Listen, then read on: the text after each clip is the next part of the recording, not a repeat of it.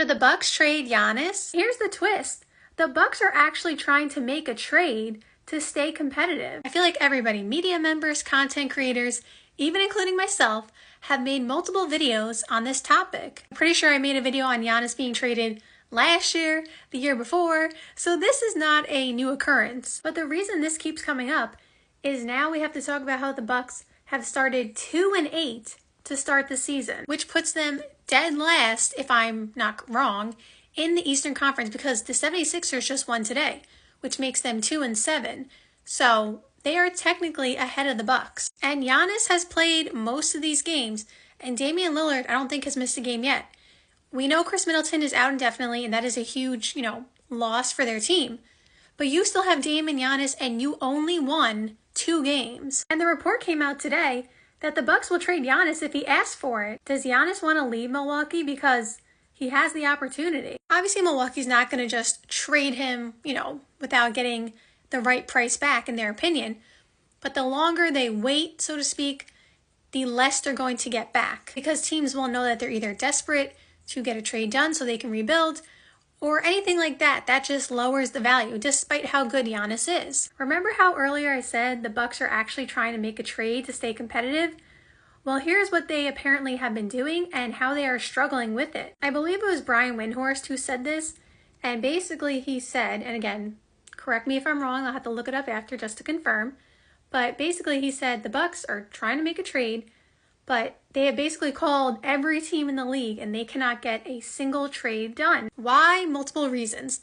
One, there's not a lot of teams who are trying to make a trade this early in the season. It's just too soon to either give up or go all in. It just depends. So there's a whole bunch of teams in that category. Then there are the players who were just signed who cannot be traded by rules until December 15th.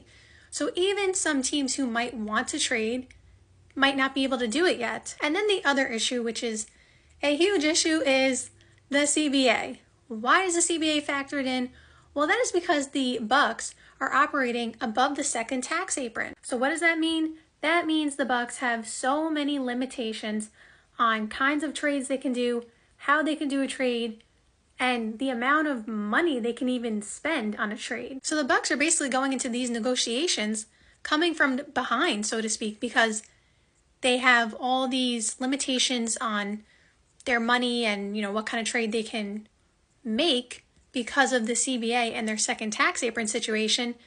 And again, it hasn't been reported that Giannis wants out, but 2-8, things are not looking great. And the real question is, who do they get if they are able to get a trade to bring someone to the Bucks to make the team, better? Because essentially, you're not going to trade Giannis, right, in this scenario. And I don't think you're trading Damian Lillard because the whole point is to make it another big 3. So that leaves Chris Middleton because he's making a good amount of money. But Chris Middleton, unfortunately, his value is somewhat low right now. When he's healthy, very, very good player. But I talked about this recently. He cannot stay healthy, unfortunately. And so a team is, depending on even which team trades for him, if a team that's trying to compete trades for him, they're taking a chance. And if a team that's rebuilding, trades for him, they're really just trying to eat his salary, so to speak. But then you got to incentivize them to take his salary for, whatever you're giving back. So then it has to be 3 teams involved because I don't think the Bucks have much else for a rebuilding team to take the Chris Middleton salary without, a lot of compensation. So what I mean by that is, let me just give you an example.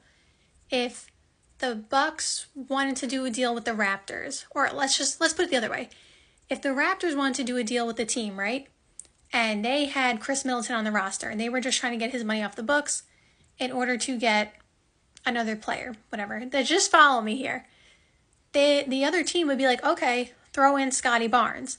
Not saying the Raptors would do that, but the other team would be like, if we're going to take Chris Middleton's salary and you're trying to win a championship now, then throw in Scotty Barnes because he has so much potential to be a perennial all-star and stuff like that. And while the Bucks have young players with talent, unfortunately, no one on the roster has the, flashy name of a Scotty Barnes.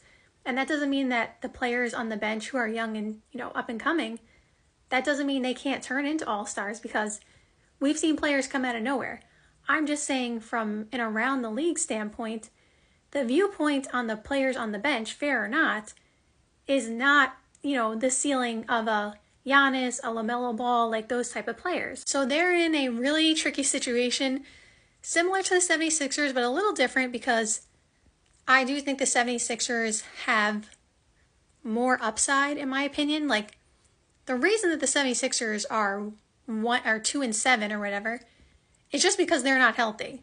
If all three of those players were there, I feel pretty confident that that team would be a top 3 team in the Eastern Conference. Like, Joel Embiid hasn't even played yet. This team is 2-8 with Giannis and with Dame. And I'm not saying they're the problem, but I'm saying that rings more alarms. Like, that's more of like a red flag than the 76ers, who you can just point to, nobody is healthy. So, like, how are they supposed to win all these games if all their players are out? So the Bucks have a lot to think about.